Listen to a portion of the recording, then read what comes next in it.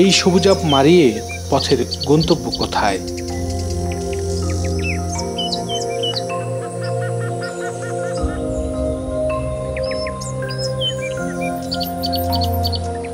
কালান্তরের ঘুমে শালের জীর্ণ পাতারা, কুসুমে ফুটেছে যে রক্তিম ফুল, ভোরের আলোয় তারা লাজুক ভীষণ। তবু চারপাশ বুনো জঙ্গলি ফুলের ঘ্রাণে মাতালি ধার। তার চোখে রীতিমতো বিস্ময়, ভয়, কম্পিত হৃদয়। তাই এমন অবাক চাহনিতে ভাবে এ কোন রুক্ষ পৃথিবী তার মাথার উপর এসে ভর করে। একসময় চৌলসে ভরা অরণ্যে এখন উপসের দিনলিপি ঘটে কঙ্কালসার বানর শাবকেরা। তপ্ত রোদে গলে পড়া ভিটামিন শুকনো কাঠখড়ি খেয়ে পাকস্থলীর চাহিদা মেটায়।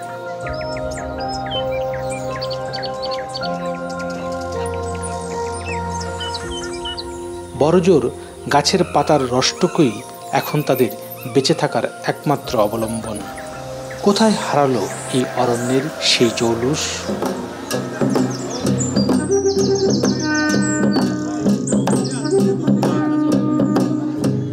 ময়মনসিংহের ভালুকার এনায়েতপুর বনবিটের ১৬০০ একর বনভূমি বহু আগেই বনবাসে গেছে। সেই যে বনবাসে গেল আর তো ফিরেই এলো না।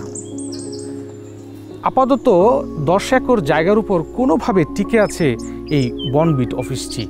আর সমস্ত জমি বেদখল জবরদখল হয়ে সাধারণ মানুষ সেখানে স্থাপন করেছে বিভিন্ন মিল ফ্যাক্টরি থেকে শুরু করে বসতবাড়ি। বলা হয়ে থাকে মধুপুর গড়াঞ্চলের একটি বিস্তৃত অংশ এই জনপদ ধরে গেছে। কিভাবে এই মধুপুর গড়ের উৎপত্তি, কিভাবে উজাড় হয়েছে দিন দিন এই মধুপুর গড়াঞ্চল, এবং এই বন উজাড়ের কারণে জীববৈচিত্র্য থেকে জলবায়ুতে এই বনাঞ্চলে মানুষের উপর কী প্রভাব পড়েছে সে কথাই বলছি এখন।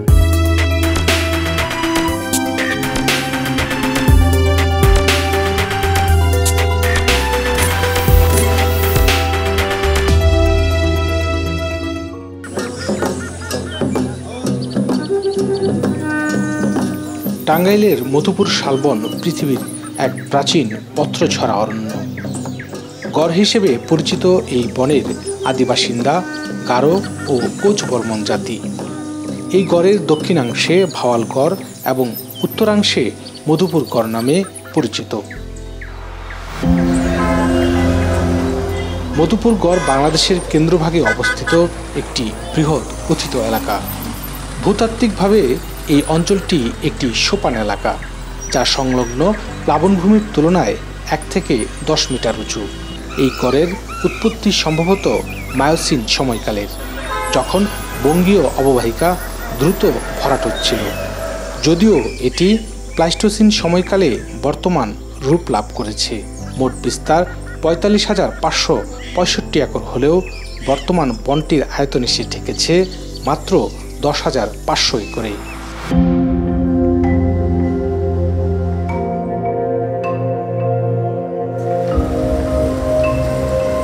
টাঙ্গাইলের সীমানা ঘেঁষে ময়মনসিংহে রয়েছে হজরত জয়েনশাহীর মাজার।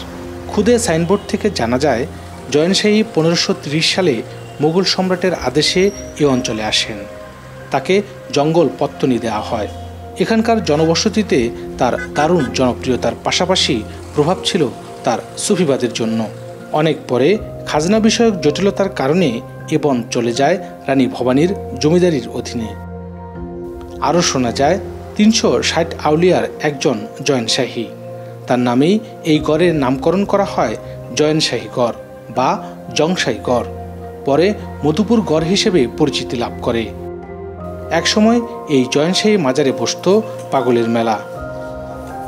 দেশের বিভিন্ন প্রান্ত থেকে পীর ফকির মুরিদরা এসে ভিড়ত মধুপুর গড়ের জয়েনশাহীর মাজারের বাৎসরিক ওরসে। বিভিন্ন কারণে গেল ২০ বছর বন্ধ রয়েছে ওরস। তবে এখনও মানুষ নানান মুশকিলে আসান পেতে মানত করে এই আউলিয়ার দরবারে। উদ্দেশ্য তাদের এটাই ছিল যে পাহাড়ের জঙ্গল এলাকাতে যে এইরকম বিমুখ মুসলমান ছিল, তারা কিভাবে দিন পাইতে পারে, দিনের জন্য তারা মেহনত করতে করতে এখানেই সে মৃত্যুবরণ করছে। এই সুবাতেই তাকে এখানেই দাফন কাফন করা হয়েছে। তার নামেই জয়েন শাহী রহমতুল্লাহ আলাইহি মাজার। মধুপুর বনে নির্বিচারে বনখেকোদের বন উজাড়, সামাজিক বনায়নের নামে প্রভাবশালীদের দখলে গেছে বহু জমি। বাদ পড়েছে প্রকৃত উপকারভোগীরা। বনের জায়গায় দেদারসে চাষ হচ্ছে আনারস, পেঁপে, কলাসহ বিভিন্ন ফলের। বনের ভেতর আগুন দিয়ে পুড়িয়ে ফেলা হয়েছে একরের পর একর বনভূমি। বিগত সময়ে সামাজিক বনায়ন এবং রাবার বাগান প্রকল্প আনার পরেই শুরু হয় বনায়ন ধ্বংস। কতিপয় অসাধু বন কর্মকর্তা এবং স্থানীয় প্রভাবশালীদের যোগসাজশেই কাটা হয়েছে বনের গাছ, এমনই অভিযোগ স্থানীয়দের। স্বাধীনতার পর থেকেই এই বন ধ্বংসটা শুরু হলো। তখন হলো এই যে যারাই রাজনীতি করতো বা প্রভাবশালী মহল, তারা এই বন, এই সরকারি সম্পদের উপরে তারা হস্তক্ষেপ করা শুরু করলো। বা রাবার বাগান, সামাজিক বনায়ন যেগুলো করা হয়েছে, এগুলো ম্যাক্সিমামই আপনার এই প্রাকৃতিক বনগুলো কেটে একটা হলো গাছ বিক্রি হলো, আবার এই বনটা ওই অংশীদারিত্বের ভিত্তিতে বনায়ন করা হলো। যে একজন অফিসার আসলেন, আরেকজন গেলেন, ওই তখন ওই জমিগুলা হয়তো সামাজিক বনায়ন দিলে পরে দেখা গেলো দখল হয়ে গেল। তখন জনগণও দেখলো যে দেখা যায় যে সরকার নিজেরাই এই বনগুলো ধ্বংস করছে, তাহলে সাধারণ পাবলিক তো এটা করাই যায়, না হলে কিন্তু এই সাহসটা পেত না।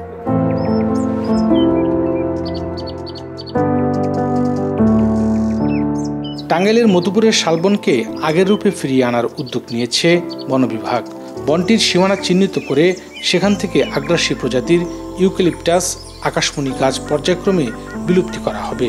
সেখানে শাল গজারি ও সহযোগী গাছ লাগিয়ে প্রাকৃতিক শালবনটি আবার আগের রূপে ফিরিয়ে আনা হবে বলে সম্প্রতি পরিবেশ ও জলবায়ু মন্ত্রণালয়ের উপদেষ্টা মধুপুর বনে এসে এসব জানান। পাশাপাশি কড়া বার্তা দেন, বনের জায়গায় কাউকেই পুনর্বাসনের সুযোগ দেওয়া হবে না। খাস জমিও প্রভাবশালীরা নিয়ে নেবে, বনও প্রভাবশালীরা নিয়ে নেবে, তাহলে আমার দরিদ্র নদী ভাঙা মানুষ কোথায় যাবে? সেটা ডিসি মহোদয়কে সেই ব্যবস্থা করতে হবে। বনের ভিতরে এসে মানুষকে ঘর দিয়ে জনসেবার দৃষ্টান্ত স্থাপন করা যাবে না। যেটা করবে সেটা নিজের ঘরে করবে, আমাদের বনের মধ্যে এসে করতে পারবে না।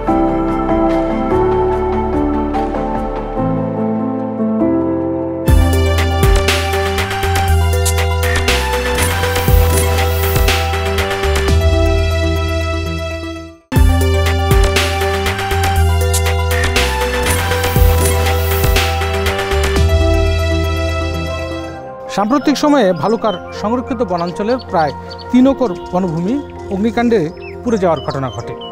ঠিক তার কিছুদিন পরেই ঈদের দিন ভর দুপুরে সন্তোষপুর বনাঞ্চলের 1 একর বনভূমি পুড়ে যায়।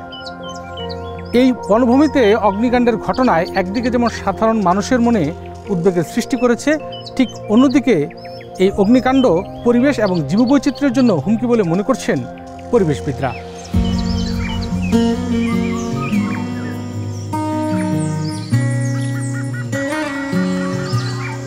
শালবন রক্ষার্থে বাণিজ্যিকভাবে কাঁটাযুক্ত বেতবাগান লাগিয়েছিলেন বন বিভাগ। তবে দুর্বৃত্তরা সম্প্রতি ভালুকা এবং সন্তোষপুরের কয়েক একর বনভূমি আগুনে পুড়িয়ে দেয়। পুড়ে যায় বেতবাগান সহ বনের গাছ। লোকবল এবং নিরাপত্তাহীনতায় সব দেখেও মুখ বুজে থাকতে হয় সংশ্লিষ্ট বন বিভাগের লোকদের। অভিযোগ রয়েছে, যাদের একসময় মাথা গোঁজার ঠাঁই ছিল না, তারা এখন বনের জমি দখলে নিয়ে আঙুল ফুলে কলা গাছ। এই এলাকার যে সুবিধাভোগী হওয়ার কথা ছিল সর্বশ্রেণীর, সেটিও হচ্ছে না। সামান্য কিছু জায়গা আছে সেটি পুরো ছাই হচ্ছে। এই জায়গা ভবিষ্যতে থাকবে না। যাদের পাওয়ার ছিল, পাওয়ারের জোরে লিয়াজু করে এই বনায়নকে তারা মূলত ধ্বংস করে দিয়েছে। এদিকে ভালুকা রেঞ্জের আওতাধীন এনায়েতপুর বনবিট বনবিনাশের ভয়াল থাবায় রীতিমতো চমকে ওঠার যুগ। অনেক আগেই সংরক্ষিত বনাঞ্চল ঘোষণা হলেও বনের 1600 একরের মধ্যে 16 একর জায়গাও নেই বনের হাতে। 10 একর জায়গার উপর রোপণ করা ইউক্যালিপটাস গাছগুলোই বনের সবশেষ সম্বল, আর বাকি সমস্ত জমি জবরদখল। সংরক্ষিত বনের সরকারি জায়গা পুরোপুরি অবৈধভাবে দখল করে কৃষি খামার, বিদেশি কোম্পানির পোল্ট্রি হ্যাচারি, ফিড মিল, বন এলাকায় শতাধিক করাতকল, অভিজাত বাংলো বাড়ি, ফুলের বাগান, বিনোদন পার্ক সহ বহু বাণিজ্যিক প্রতিষ্ঠান নির্মাণ করে প্রভাবশালীরা। চলেছে প্লট বাণিজ্য। বন বিভাগের সাথে সাধারণ মানুষের তাই সৃষ্টি হয়েছে সাপে নেউলে সম্পর্ক। বেশিরভাগ জমিতে বনের দাগ থাকায় পেঁচা বিক্রি থেকে শুরু করে স্থাপনা নির্মাণে বন বিভাগকে দিতে হয় চড়া অঙ্কের ঘুষ, এমন অভিযোগ স্থানীয়দের। এই বন বিভাগে বিভিন্নভাবে অত্যাচার শুরু করছে। কেউ যদি বাড়িঘর করবা যায়, বাড়িঘর করতে দেয় না, ফসল আদি করবা দেয় না, কারো জায়গা মধ্যে গাছ গাছালি আছে, ঘাস আছে, এগুলো কাটতে দেয় না, টাকা পয়সা না দিলে কাটতে দেয় না। একটা মামলার মধ্যে ফেলা দেয়, এই মামলা ভুগতে ভুগতে জায়গা পাবলিকে বহুদিন কেউ জেল খাটছে। বন বিভাগের কিছু কর্মকর্তা যুগ সাজুছে, ঠিক আছে, এগুলো প্লট বা জায়গা বিক্রি হইতেছে, কিন্তু ইদানিং তারা আপনার কেউ খারিজ করাইতে পারতেছে না। যতদিন পর্যন্ত ডিমার্কেশন করে পাবলিকের সাপোর্ট করা না যাবে, অতক্ষণ পর্যন্তই তারা পাবলিকে তোষপ করবে। একসময় এনায়েতপুর বনাঞ্চলের যে এলাকাতে শোভা পেত শালগজারি, চাপালি সহ বিভিন্ন বনজ বৃক্ষরাজি, এখন সেখানে শোভা পাচ্ছে মাইলের পর মাইল লেবু গাছ। এই অঞ্চলের মানুষের এখন প্রধান অর্থকারী ফসল লেবু। যখন মৌসুম ভালো থাকে পার্শ্ববর্তী এনায়েতপুর হাটে প্রতিদিন লেবু বিক্রি হয় প্রায় 4 থেকে 5 কোটি টাকার। যখন মৌসুম খারাপ থাকে, বিশেষ করে বর্ষাকালে, লেবু বিক্রি হয় 50 থেকে 60 লাখ টাকার। এই লেবুই এই অঞ্চলের কৃষি অর্থনীতিতে ব্যাপক ভূমিকা রাখছে। বিস্তর সবুজ জুড়ে লেবু বাগান, লেবু চাষে বদলেছে এই জনপদের মানুষের ভাগ্য। প্রতিটি গাছের পাতায় পাতায় শোভা পাচ্ছে লেবু। মৌসুমে প্রতিদিন এনায়েতপুর বাজারে বসে লেবুর হাট। দেশের বিভিন্ন প্রান্ত থেকে পাইকার ফড়িয়ারা এসে লেবু কিনে নিয়ে যায় এই হাট থেকে। তবে বিদেশে লেবু রপ্তানি সহ রাস্তাঘাট সংস্কারের দাবি লেবু চাষিদের। সৈয়দপুর থেকে এনায়েতপুরের যে রাস্তা, এই রাস্তাটির খুবই বেহাল দশা, মানে এটা নিয়ে আমরা খুবই হতাশ। দিক দিয়ে যদি 5 বস্তা লেবু কোনো ভ্যানে উঠানো হয়, তো সেই ক্ষেত্রে ভ্যান বিভিন্ন জায়গায় উল্টে যায়।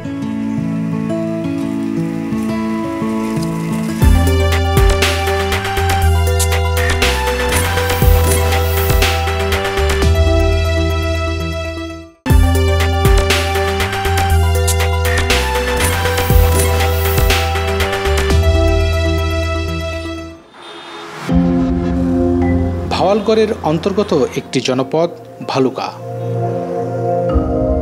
দেশের শিল্প কারখানা সহ অর্থনীতির ফুসফুস 155 বর্গ কিলোমিটারের এই ভালুকা উপজেলা, যেখানে 22,981 একর জায়গা বন বিভাগের। তবে এখানে জবরদখলের মাত্রা এতই তীব্র হয়েছে যে বনভূমি কমতে কমতে 4,000-এ এসে ঠেকেছে, যেখানে বনের গাছ খুঁজে পাওয়া বেশ দায়। ময়মনসিংহ শহর থেকে ভালুকা উপজেলায় প্রবেশ মুখ ধরে সামনে 10 কিলোমিটার পর্যন্ত এগুলে দেখা যায় রাস্তার দুপাশে বন বিভাগের জায়গা দখল করে গড়ে উঠেছে অন্তত শতাধিক কলকারখানা, শিল্প প্রতিষ্ঠান। আর পুরো ভালুকা বন এলাকায় গড়ে উঠেছে পোশাক কারখানা সহ সব মিলিয়ে 3 থেকে 350 শিল্প প্রতিষ্ঠান। স্থানীয় পরিবেশবিদরা জানান, মূলত এই অঞ্চলে 80 দশকের পর থেকে শুরু হয়েছে নির্বিচারে বনবিনাশ। বনের জায়গা দখল নিয়ে চলেছে রমরমা বাণিজ্য, যার সাথে রাজনৈতিক ব্যক্তি, প্রভাবশালী সহ বনের অসাধু কর্মকর্তাদের জড়িত থাকার অভিযোগ উঠেছে। এছাড়া বনের সীমানা রেখা এখনও নির্ধারণ না হওয়ায় তৈরি হচ্ছে নতুন নতুন জটিলতা। এক সময় বলা যেত যে এটা গভীর অরণ্য ছিল, ঘর থেকে বের হলে থম থম করতো, বনে গাছ কাটা শুরু করলো, জমি খালি হওয়া শুরু হলো। যে আমাদের রেঞ্জ অফিসটা পর্যন্ত বিআরএসে পাবলিকের নামে রেকর্ড হয়ে গেছে।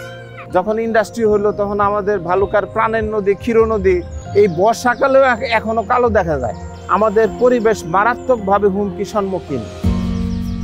ময়মনসিংহ বন বিভাগের বিভাগীয় বন কর্মকর্তা বনভূমি জবরদখলের কথা স্বীকার করে নিয়ে বলেন, চরম লোকবল সংকট সহ বনভূমির জায়গার ভূমি জরিপ সংক্রান্ত জটিলতার কারণে বনের বহু জমি প্রভাবশালীরা দখলে নিয়ে শিল্প প্রতিষ্ঠান গড়ে তুলেছেন, যা ভালুকা থেকে গাজীপুর গেলে দৃশ্যমান হয়। তবে সামাজিক বনায়নে যদি কোনো সচ্ছল ব্যক্তি প্লট পেয়ে থাকে তবে তা বাতিলের সিদ্ধান্তের কথা জানান তিনি। আগামীতে বনায়নে বেশি গুরুত্ব দিয়ে নতুন নতুন গাছ লাগানোর পরিকল্পনা রয়েছে বন বিভাগের। এখন বিভিন্ন ধরনের কারণ আছে, অনেকগুলো ল্যান্ড ডিমার্কেশন নেই, বনভূমি ডিমার্কেশন নেই, এরিয়া ডিমার্কেশন নেই, বা প্রভাবশালীরা অনেক সময় মানে বনভূমি জবরদখল করতে চায়। বিভিন্ন কারণে বনভূমি কমছে। ইনকোয়ারি করে যদি কোনো থাকে মানে সচ্ছল লোক থাকে বা যার দরকার নেই, তাদেরকে অবশ্যই ব্যবস্থা আমরা নেব। বনভূমি ধ্বংসসহ বন উজাড় করায় ময়মনসিংহ অঞ্চলে জলবায়ু পরিবর্তনে বিরূপ প্রভাব পড়েছে, যার মধ্যে রয়েছে বন্যা, নদী ভাঙন, তাপমাত্রা বৃদ্ধি এবং বৃষ্টিপাতের অনিয়মিত ধরন। এর ফলে কৃষিজ উৎপাদন কমে যাওয়া, সুপেয় পানির অভাব এবং জীববৈচিত্র্যের উপর নেতিবাচক প্রভাব পড়ছে। অতিবৃষ্টি এবং উজান থেকে নেমে আসা ঢলের কারণে প্রায় প্রতি বছরই ময়মনসিংহে বন্যা দেখা যায়। এতে ফসলের ব্যাপক ক্ষতি হয় এবং নদী ভাঙনের কারণে ঘরবাড়ি ও ফসল নদীগর্ভে বিলীন হয়ে যায়। তাই দেশের জলবায়ু সম্মেলন এবং জলবায়ু বাজেট বৃদ্ধির পাশাপাশি সকলের মধ্যে সচেতনতা বৃদ্ধির বিকল্প নেই বলে মনে করেন এই পরিবেশ বিজ্ঞানী। বাইরের দিকে রোড সাইডে মনে হচ্ছে অনেক গাছপালা, কিন্তু ভেতরের দিকে একেবারে ফাঁকা হয়ে গেছে, মরুভূমির মতো অবস্থা। আবহাওয়ার প্রত্যেকটি কম্পোনেন্টের, প্রত্যেকটি অনুষঙ্গের যে তারতম্য, এর সাথে কিন্তু বনভূমি ধ্বংস হয়ে যাওয়ার একটি ওতপ্রোত সম্পর্ক রয়েছে।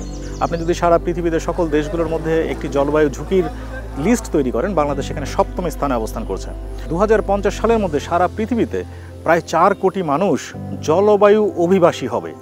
এই 4 কোটি মানুষের মধ্যে 2 কোটি হবে বাংলাদেশের। ময়মনসিংহ বিভাগে বনভূমির পরিমাণ ৭১,০৮৮.20 একর এবং 2020-21 অর্থবছর হতে চলতি বছর পর্যন্ত মোট 783 একর বনভূমিতে সামাজিক বনায়ন করা হয়েছে। প্রকৃতিতে বনভূমির গুরুত্ব অপরিসীম। এটি কেবল একটি প্রাকৃতিক বাসস্থান নয়, বরং পরিবেশের ভারসাম্য বজায় রাখা, জলবায়ু পরিবর্তন মোকাবেলা করা এবং জীববৈচিত্র্য সুরক্ষার জন্য অপরিহার্য।